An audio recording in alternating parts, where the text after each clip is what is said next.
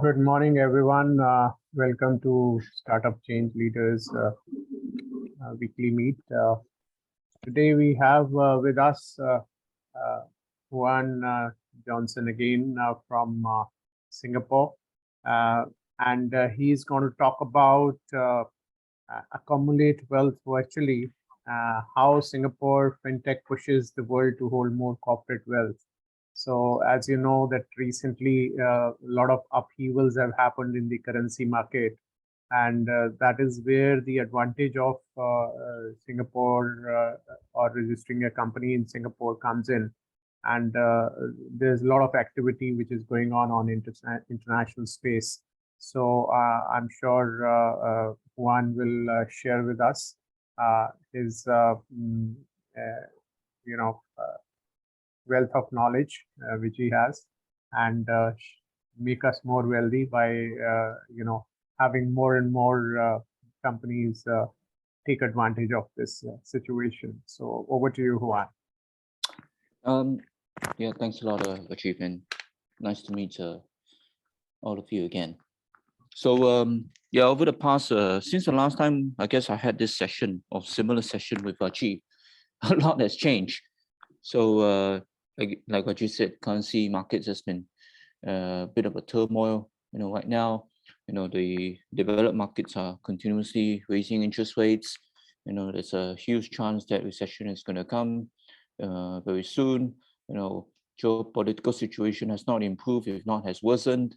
So all these kinds of problems allows agencies like IMF to keep reducing forecasts. So then it also has put a lot of these central banks around the world to get into a tightening mode. So well, on the other hand, Singapore has been quite successful. We continue to grow about 3-4% on a yearly basis since COVID. The last forecast was about 4.4% that we have grown, and then we have set up a few more policies that attracts more people, such as Mukesh, to come into Singapore to set up their own family offices or wealth hubs here in Singapore. So all these are not rumors; these are all real news that has already happened. So today I'm just quickly going to share with you exactly why Singapore attracts people like Mukesh, and what are the recent developments built on by things like Fintech that allows people like Mukesh to set up their family offices here.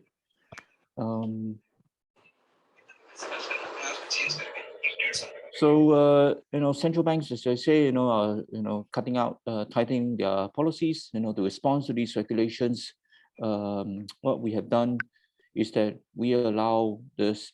Singapore allows people to use business entities, and in our case, is virtual entities, to receive and hold various foreign currencies. It's the same way that people like Mukesh has continuously or going to hold their funds here in Singapore. It's the way that everybody else would also, or most of the foreigners in Singapore would continuously be able to hold their capital here in Singapore. Very few of them will be able to hold them under their own personal name. All of them would then be able to hold them under their entity name. Now, let me just quickly go through one or two these strategies that we can have. Recent developments in the business entity space. One of the main ones is fintech. Now, Singapore is the largest, or have the largest ecosystems of fintech providers in Asia Pacific. So today there's about 500 over fintech providers. All of them have specialized, covers all the financial services, mainly remittance, digital accounts, payment gateways, even brokerage accounts, exchange accounts, even peer-to-peer lending. So all of them are there that allows the one objective to happen, and that is simply to allow financial assets to flow into the country, Singapore, right? So even recently, for the past 2-3, probably about a month now, we've had a new large players that have come in and launched There are fintech solutions, and they're all, down here. These are the digital banks. These are the real digital banks. So they've all been given not just a payment services license, but they all been given banking licenses, here in Singapore under the capital markets license rules. And there are about 2 or 3 of them. One of them is Ant Financial, which has a digital banking now, for personal and merchants. GrabPay and Singtel are the 2 consortiums that have come together to set up their own digital banking facility. And the other one is NTUC and StanChart. They have their own digital banking facility as well. So all these of them, they provide actual digital banking accounts, people, personal. Now they start, all of them will start with their personal accounts first. So people like us would go to them, set up our personal accounts in Singapore dollars or US dollars, and then deposit money there. From there, they will then give us rebates, in spending rebates, or slightly larger or higher exchange interest rates. So that is how they are trying to attract these users these days. The most recent launch was from NTUC and StanChart. So the bank is called Trust Bank. So if you quickly Google it, you see a lot of advertisements floating around. Trust Bank has attracted about 100,000 users in the first week. That is just ridiculous, success that they have. So, moving on, they will then be able to expand their merchant capabilities so that they can then allow companies, etc., to come in and create these kinds of accounts. So, this entire ecosystem is just continuously going to play out, and that allows the world's capital to come in. Now, one of the main things that you will be interested to know is that the reason why we have a lot of these fintech providers coming into Singapore and setting up their fintech technology here in Singapore. It's not because they want to attract Singaporeans. Now, we don't have a big market. We are 5.5 or 5.7 million people these days. When you have so many fintech providers come in and set up their facilities, all of them will cannibalize each other in a very small market. Now, the reason why they do this is firstly because of the stability and security, and also the regulation and the regulatory transparency that Singapore has to offer, and also their business model, once proven here in Singapore, would then roll out into other regional estates. So they are here for regional play.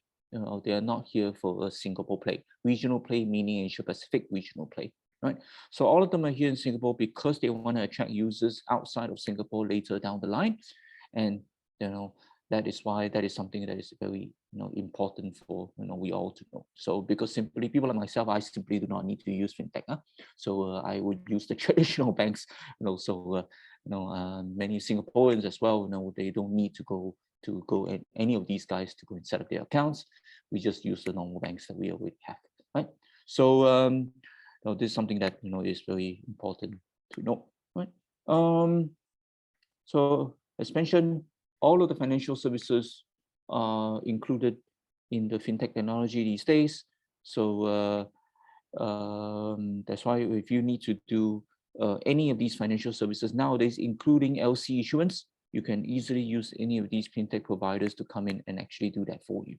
Now, the only way that we can actually work, with fintech providers for foreigners now is simply business entities, because these providers would not accept pure foreigners without a registered address or without a residency, type of visa here in Singapore because of their own KYC protocol, right? So that is something that simply will not do. But what they will only do is that they will accept, many of them would accept merchant accounts, and they will accept registered entities to come in and create accounts with them if they already have a registered entity. Now, it doesn't matter if that the registered entity is 100% foreign owned, you can still have the account and all the facilities that's being set up, under the merchant capability, right? So that is something that is very important to know as well. So Singapore is doing its part, to contribute to the world economy in this kind of manner by firstly, tapping into their wealth hub status, which they've already been there for decades, and now with fintech, they are really expanding their image in the wealth management industry. Now, just moving on, these are the reasons that you probably already know that Singapore, what Singapore is famous for. We are very low tax environment. we don't have any capital gains tax or any withholding taxes on dividends. Our corporate taxes are very low and will continuously remain low. Our physical and intellectual property ownership rights is easily the number 1 or number 2 in the world, right? In terms of financial security as well, we are also one of the most transparent and the most safe countries in the world. In fact, we are a member of FATF, same as India. India is also a member of FATF. However, we are a presidency member. The reason why that's the case is because FATF has nominated a Singaporean president for the next 2 years. So it'll be from 2023 to 2025. His name is Raja Kumar. So he will be sitting on the presidency of FATF. Right. So same thing here for intellectual property. We also have a president sitting on the intellectual property office of the world, not Singapore. Right. So for many these kinds of appointments, this only gives to assure that they have viewed Singapore in the highest of regards by having presidents that are Singaporeans sit on these kinds of environments, so that they will then be able to utilize Singapore's safe, secure, etc. image to be able to pass that on to the rest of the world, right? This is more relevant for e-commerce or manufacturing companies. So we in Singapore, we have a lot of bilateral and regional FTAs. So the recent one being RCEP, which India is unfortunately not included. In the RCEP, they've withdrawn actually. So very late on they actually withdrawn. The RCEP is 15-16. This member Asian Pacific only low tariff environment, whereby it is more adapted to the recent changes in the product of origination rules. So now they have recognized that any material, any raw material, any service that is acquired from that particular country would then qualify to be a product of origination. And then once that a product or service is applied in that particular country, you will then be able to send out that finished goods to the other Asian Pacific countries under a low or zero tariff environment. So this is very relevant for e-commerce companies these days, whereby many of their packaging or many of their change in product type would happen anywhere, right? So even if it's form of, for example, putting in a tea leaf in a tea bag, that is still a change in origination. So simple things like that would then qualify, and that would then allow the company to enjoy the low tariff environment. Tariffs are big, actually. So tariffs is something that many manufacturing companies and e-commerce companies have been really trying hard to save. Tariffs easily go up to about 20% or so, right? So without that, you will then be able to be a lot more competitive in what you sell. Right? So Singapore, as we're very good in terms of human capital. So virtual businesses that we have set up recently, and we recently set up quite a few, are all come with their own local director. Now we must have a local director in the Singapore context, and all of these local directors are capable or experienced people that will only do a few things. One of them is strategic advisory, the other is compliance and governance. So the local director is really responsible for this, and we've been you will be, all these virtual businesses will then be able to use, local directors that we appointed to come in and discuss their strategy ambitions. Right. So because we are excellent people, so many of these, information sessions that we have, or we call them board meeting sessions, will be done in an environment that is very, open, very, secured and very evaluative. So we will use these kinds of environments to suggest strategies moving forward, with the final ratification still done by the majority shareholder, which is not the local director. So at the end of the day, ultimate decision still falls down to the shareholder. However, we want to give them all the information and knowledge that they can have to make the right decisions, and that is what Singapore is very good at. Right? So I'm going to go on to a few strategies about how we can combine fintech with accumulating corporate wealth. Now, the first strategy would then be to utilize virtual businesses to basically keep margins and save fees, right?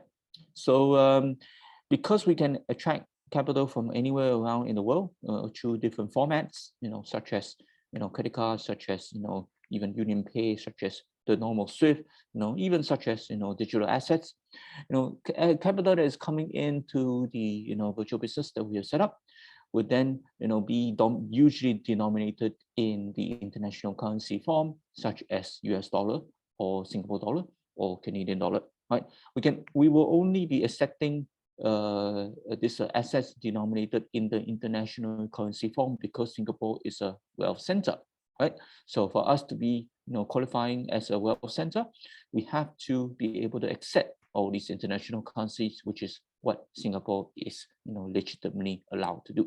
So accepting is really not an issue. Now, from there, if we can actually accept the currencies, which is what comparing to a lot of these middle income countries these days, whereby they have a lot of limitations to accept, including India, whereby, so if you could actually accept, then you could do something with it. So here, then you can then convert to the local currency, such as rupees, because Singapore is a, FX center.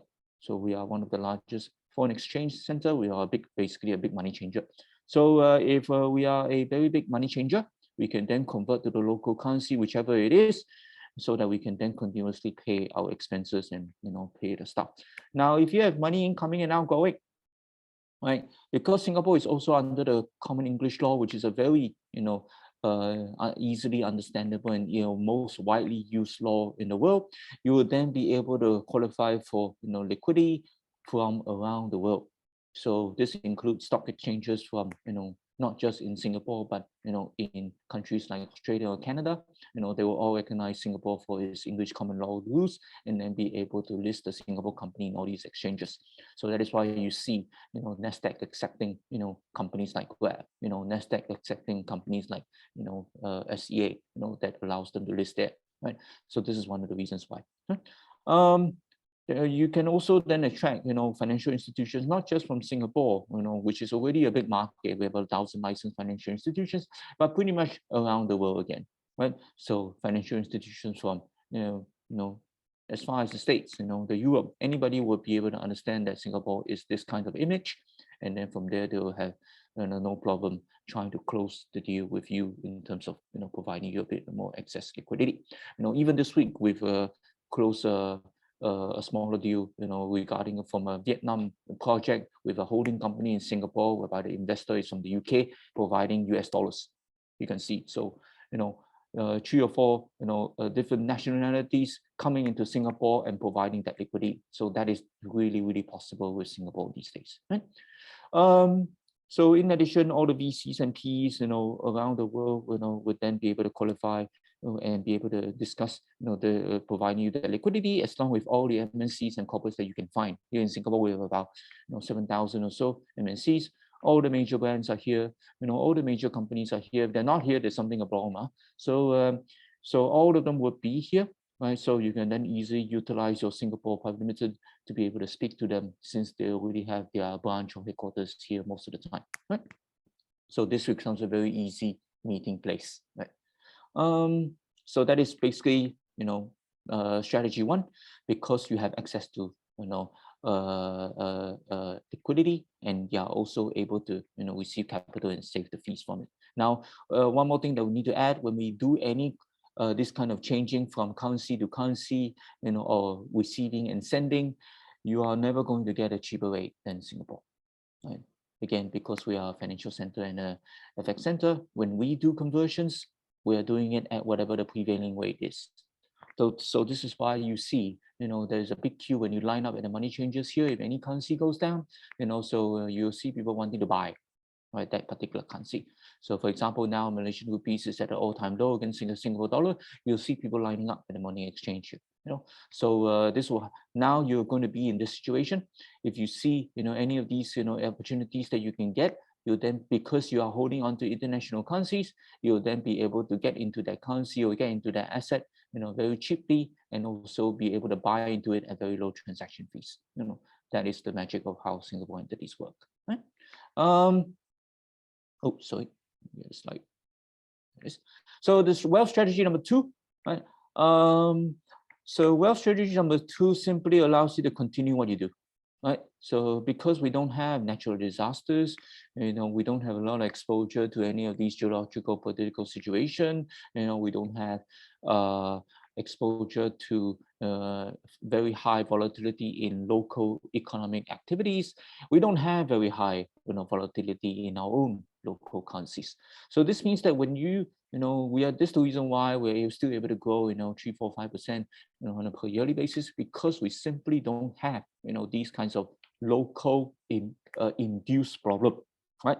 So we don't have these kinds of local induced problem, right? We are then still able to transact with the world depending on what their situation is. So of course we cannot control what their situation is there, but at least we have a chance because we solve our own problem first, right? So if you don't have all these kind of situations, you'll then be able to get into that situation whereby you still try to capture any opportunities that you see along the way. This is the reason why Singapore businesses go out to the world, because we are simply able to buy stuff. If something happens in Turkey, we go there first. If something happens in UK, whereby the currency situation is horrible at the moment, you will see Singaporeans flocking over there. So this is why we're still able to function like what we have done, is because and capture opportunities outside of the world, because our local environment and your local business environment is very secure. $1 in US dollar that you keep still continuously hold its value. It will continue to remain $1, right? And $1 now compared to $1 about 5-10 years ago, is slightly a bit different now. Probably about 5-10% more in terms of appreciation. So the volatility is not high, rather than compared to the local currency, for example, in India, as you know, in your situation, places like Sri Lanka, places like Turkey, places whereby these kinds of middle income countries, whereby their strength is not very high. For example, countries like Bangladesh and Pakistan, whereby their local currency is fluctuating a bit more depending on compared to the international currency, is simply because their foreign currency reserves are not very strong. Our foreign currency reserves is absolutely outstanding. So when you don't have a very strong foreign currency reserve, you're not able to hold the strength of your value of your currency very stably. So this because when the US dollar goes up, people in Pakistan, of course, they were all wanting to continuously buy US dollar. And what are they going to buy US dollar with? They're going to buy US dollar with rupees. This means that there is a big exodus of the local currency situation, and to prevent that exodus of if that exodus continuously happen, then the currency value goes down. Here in Singapore, it's not like that, because the Singapore currency is still very stable against the US currency, so you don't see a big exodus. You don't see that people are flocking over to buy US dollar when the US dollar is up. However, you see the other way going around. If the US dollar is down, then you see, we going to buy. So that mentality is, I guess, is what you want to have. You always want to buy low, right? So that is something that you'll be able to still, be able to, capture from your this virtual business on this Singapore account. Right? So, just touching on to the global payment markets before I go on to strategy number 3. The global payment markets is set to explode, for the next 5-10 years. So I guess this is where we are all facing at the moment. Nowadays, I cannot do anything without doing any digital payment activity, and this will happen from across the globe, and that is just undoubtedly so. So to grow at a double-digit compound growth rate is just something that's quite rare, and you'll only be able to see that from a global digital market environment. So I would suggest and that's why we nowadays when we do or set up accounts, we'll only do the virtual accounts, because we want to ride this wave of fintech technology and able to ride this wave of increasing usership in the digital payments environment. So Singapore payment companies are now gearing up to benefit from the regional growth. So similar to what I mentioned just now, all of these companies that you see before, they're now here to acquire users in Singapore. They're only going to be using Singapore as a test hub or a test bed, just to make sure their business model will work. If it works in Singapore, most of the time it will work elsewhere. So they were using Singapore as a a lab, just to make sure to test out their business activities. However, their market is elsewhere, right? So going out to strategy 3, just a very simple way of how you can actually keep your balance sheet or any virtual business balance sheet in 2023, which is next year. So this is something you can easily achieve in a year's time. So just simply keeping nothing, except for US dollars as a cash and bank balance, you'll still be able to capture 25,000, the value stably. So 25,000 will go to a place like a digital banking facility, or places like a new banking facility like Wise, so this will be there safely, under this any of these such accounts. So use the virtual business to acquire digital assets, like crypto. So now I understand that India has very strict limitations about whether you can actually acquire crypto and other digital assets. Here in Singapore, we've got more freedom to do so. We've only got more restriction to trade crypto. However, we got no restrictions to acquire crypto.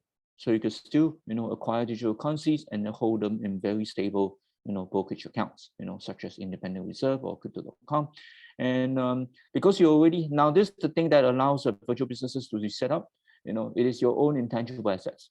For you to be able to set up intangible virtual businesses, you need to have something already on the balance sheet that you can include, the first thing on your balance sheet. Usually what that means is, people like things like your own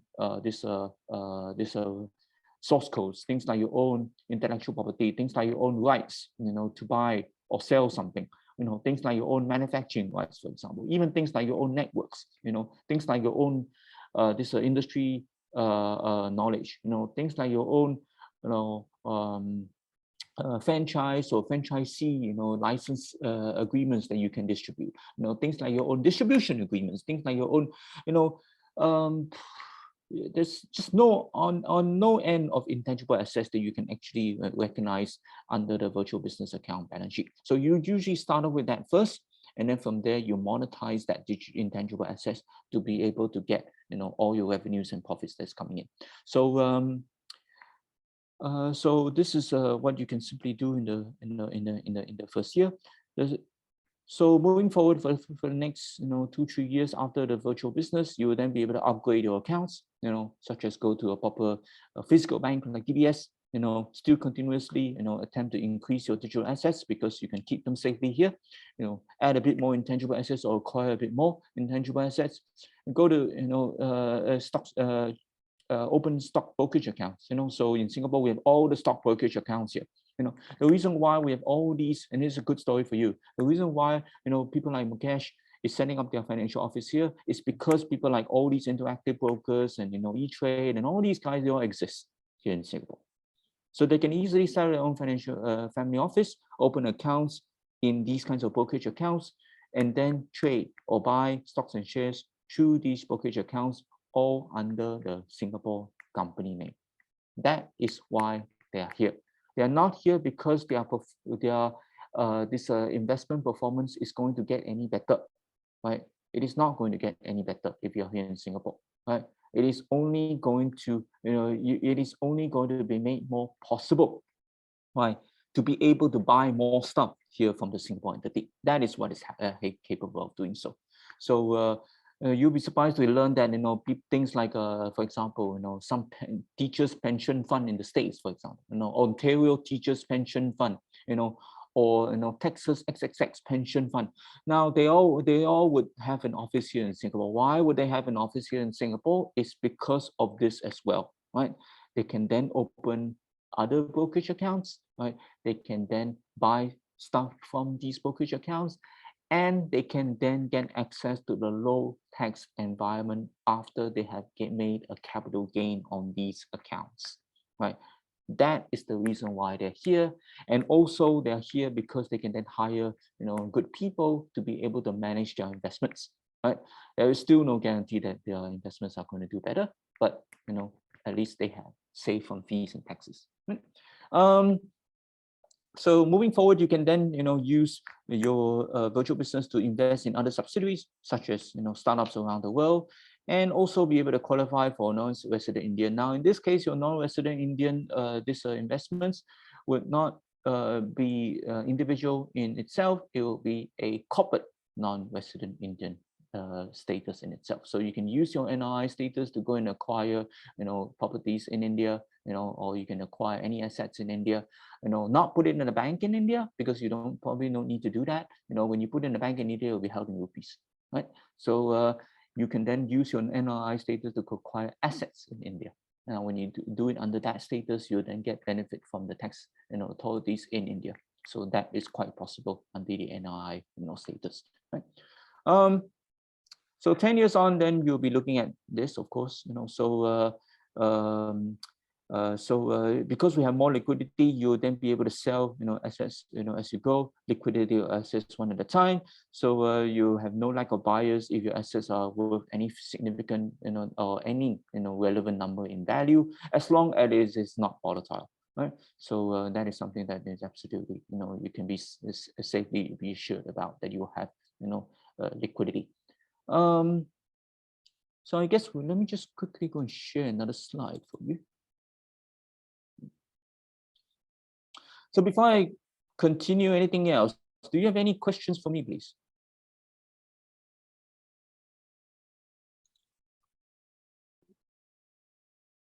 Atul, any questions from your side? No, not really at this point in time, but it is quite informative. So, but the time being, I think we can just continue. I guess so, Rajiv, you can feel free to, if you've got any questions that you want to, that you have received or you want to post, just feel free to do it now, and then I can probably share the relevant slide that allows me to answer that question. That's probably a bit more, instead of doing a lecture. Yeah. All right, Juan, basically, people are very inquisitive about because of recent decision of Reliance Industries to open a family office in Singapore, and you mentioned that in your talk. Can you just elaborate what are the advantages and what actually make them take that decision instead of having a family office in India? They move to Singapore. Well, these are the reasons why Mukesh is already known. I guess many of you would have known why he's setting up this office here, right? Because he can actually keep stuff here safely. So he will enjoy number one or number two in terms of physical property or ownership rights. So our property ownership rights, or our trustee or truster, this trust laws are very, very powerful. Right. So this means that if he holds anything under the name of anybody else, but still have the ultimate beneficiary owner status, he can then enjoy that status safely, and then be able to know that if there's anything happening to that physical or financial assets, he can then take it to any court here in Singapore and get it enforced. So that is something that he would bank on quite safely. Another thing is, of course, from the low tax environment. Right, this is one of the major decisions why he's here. Is because we don't have, capital gains tax. That is huge already. Right, we don't have withholding taxes on dividends. So if you make a gain and on this from your trading activities under your family office, and then you are paying yourself dividends, you simply just don't pay taxes on that. Right. He also gets additional tax benefits, which pretty much anybody can get these days. Additional tax deductions on specific income from fund management activities. So here in Singapore, if he actually uses the funds to invest in designated companies, which is simply Singapore Private Limited Entity, he can then get additional tax benefits from investing in Singapore Private Limited entities. And also on top of that, if he pays himself or if his company receives management income, he will also get a tax advantage on this as well. Right. Okay. So So in addition, there are a lot of corporate deductions that he can get, just by running that business, here in Singapore. There's a lot of expenses, salaries, offices, anything that you can get that goes into generating that revenue for his business is all regarded as a, tax deductible. Also, there's a huge R&D, tax advantage here in Singapore. If he, uses, spends any expenses on trying to, create a new algorithm, for example, then that is an R&D expense. And he can get a 250% tax advantage, right? So he's also here because he wants to pass it on to his family. And here in Singapore, we don't have inheritance tax. So he can keep as much as he wants, and then he can put it down to his sons and daughters and his family members, and then be able to pass it on later down. These are the main reasons why Mukesh is here in Singapore. Great. I think that gives a lot of insight. Aditya has a question, although it's a mix of Indian laws and Singapore laws.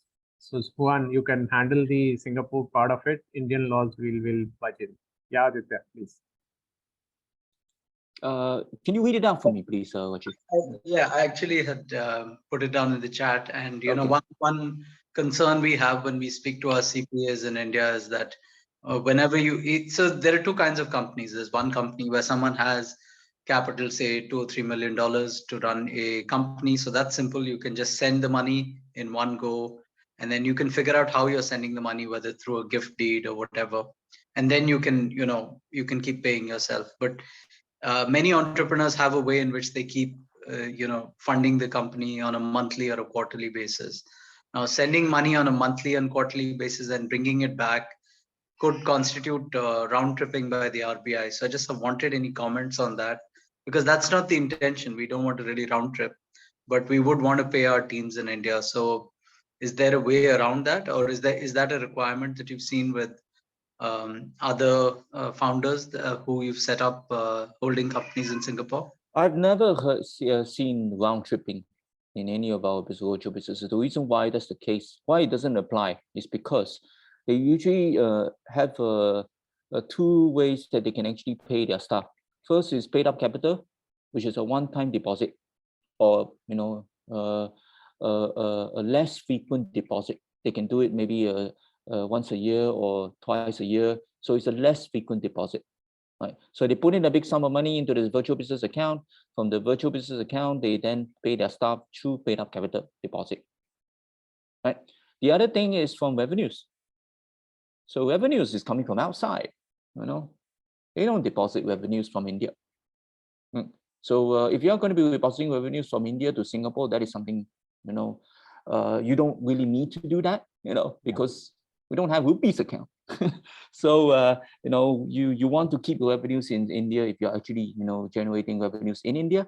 And then if you're generating revenues outside of India, then you have revenues deposited in your virtual accounts, and from there you pay your staff. So you can see there's no applicable, this round tripping. It doesn't apply. So I'll budge in here. Aditya, it is better to keep the Indian employees taken care by the Indian entity, and this Singapore business is predominantly for your global operations or international operations, or if you are operating in any other markets apart from India. Yeah, is that clear, Aditya? Yeah, sir, I think we'll discuss it, because, for the constant payments, we'll have to figure out, is there a way in which the holding company can hold less money, but the operating company can transact more? Is something you and I probably discuss. Yeah, sure. Yeah, anybody else with any questions, please? Hi, this is Mahesh. My question is, yes, it's very interesting to set up all these things in Singapore, but how does the exit happen, right? Sometime we could you talk a little bit about that? The exit would happen in any way that you want, to be honest. So here in Singapore, I put in here about 4 categories of exit. But the exit will happen if you want to exit together with an Indian business. You will then be able to do that corporate action on the verge of existing. So this means that when you are going to solicit any of these people around the world, as you go about it. The valuation that you've been putting in would be the combined business entity, combining your Indian business entities and any of the business entities. Even though they are technically not combined, because you are controlling all of these entities, you'll then be able to come out with a general valuation that combines all these entities that you already have, and then solicitate that investment with any of these guys. Once any of them have this real commitment, or are close to actually putting that money down, you will then do the corporate action of combining everything together. That is a simple exercise. Does that answer your question? Yeah, that's helpful. But see, the thing is, how smooth it would be, what are the tax implications, what are the currency implications, if you could talk a bit about that. There's no tax implications on the Singapore side because there's no capital gains. So money that you receive in the Singapore company is net, right? So money you receive in hand is net, right? Because there's no capital gain, right? It's very easy, to change a shareholder. It's a few minutes job. So the process will then be that you sign a shareholder deed, such as a commitment to actually put in the money into the company. Basically it's a shareholders agreement. It's structured as a deed. So the shareholders agreement, once signed by the shareholder, would then commit this person to actually deposit the money into your Singapore account. From there, once the money is in, you'll transfer the shares in the Singapore company, and then, all is done. So that process is extremely easy. It's a few minute job. So this means that you can, go ahead. No, I'm listening. Yeah. So this means that you can actually go out and do M&A deals quite quickly. The main M&A deal that you'll be doing is not from actually doing or transferring the shares, because that is simple exercise, right? The main deal that you'll be doing is what sort of valuation you're putting at for your company, how to attract this person to come in, what sort of percentage you're going to give, what is the forecast you can be giving this guy, all that kind of stuff, right? The normal pitch that you'll be giving to any incoming shareholder, right?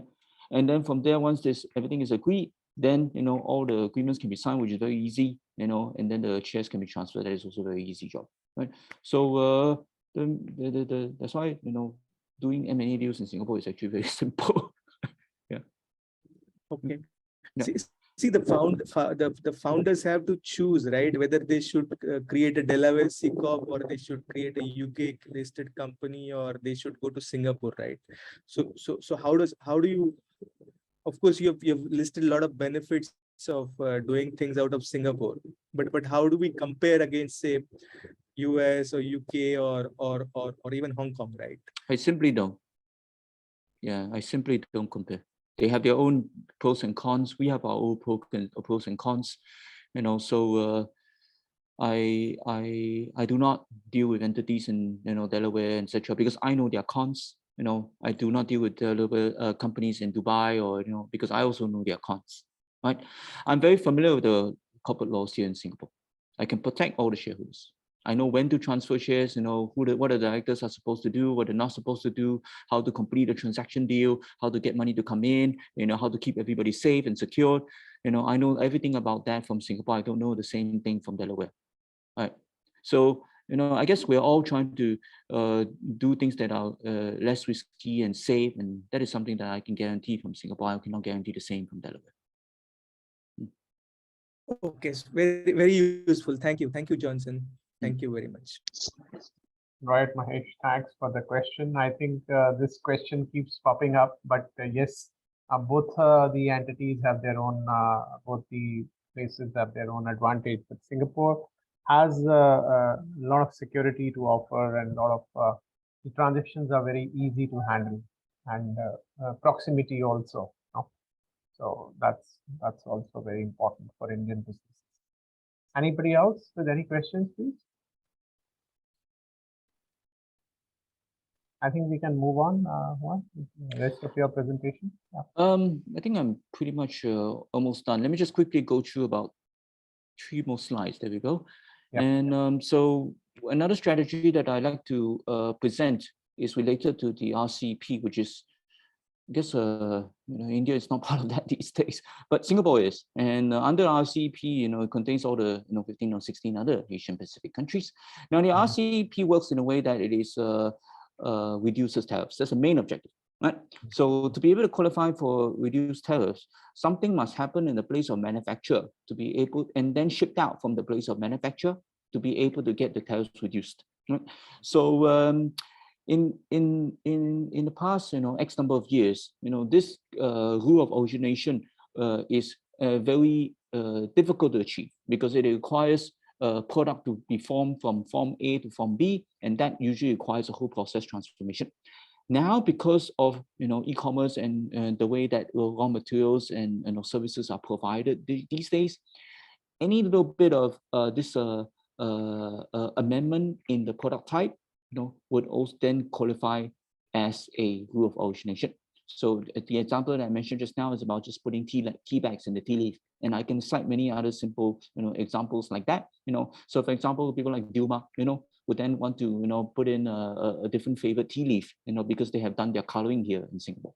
So simple things like that. It's a very easy, sort of thing, especially now with fulfillment houses, which is, a lot of them will be here in Singapore and even places like Batam and, Bintan or even Bali, whereby they will then go to the fulfillment houses and then just simply putting one thing into the box, and then because the box will come from that country, such as Indonesia or such as Singapore, that also qualifies to be a certificate origination rule. So things like that will then qualify any of these kind of products coming out from countries like India, to be able to benefit from the RCEP agreement, which still doesn't involve India. So so this is the thing that I will really want to get people's attention to especially manufacturers, to be able to benefit from this low tariff environment. Because this is going to be quite a relevation, especially food products, for example, any of these consumer products, so so that is something I really want to emphasize on. So the next strategy, basically it means that it utilizes, this is a bit complicated, but the main gist of what I'm trying to say is that you can then leverage private financiers and also fintech technologies to be able to complete trade activities today. Now, trade, when I mean trade, is soft and hard commodities, or large bulk orders, that requires containers, right? So in the olden days, we use or even now we still use LC, send it to the say the supplier, receive the LC, and then once they send the goods, the conditions of the LC would be sent to the bank. From there, they will then release the funds. That is a normal situation. Here in Singapore, we have fintech technologies that does this now, right? Because banks have a change of business model. They have now dedicated fintech technologies or recognized fintech providers to be able to perform these kinds of facilities. They are simply escrow providers, right? What this means is that you'll send the money over to the escrow provider, and then the escrow provider will send the notification to the seller. Seller will fulfill as per the conditions of the agreement. From there, the escrow provider release the funds, similar to NLC, right? So that is simply what is happening now in the fintech technology. Now, because you already have an order, from the buyer, anywhere in the world, you'll then be able to capitalize on the private financier or the liquidity environment to be able to fund your purchase, right? So you don't have money to pay to the escrow provider, go and expand your liquidity this market, speak to all your trade companies, and we have a few thousand here in Singapore easily that you can already speak to, get them to recognize that you already have somebody willing to buy this, and then from there they'll be then provide you the this financing to be able to send it to the escrow provider. So in Singapore, like that, is very, very easy and very fast to do, and we're all looking for things like this, right? We're not looking for startup deals.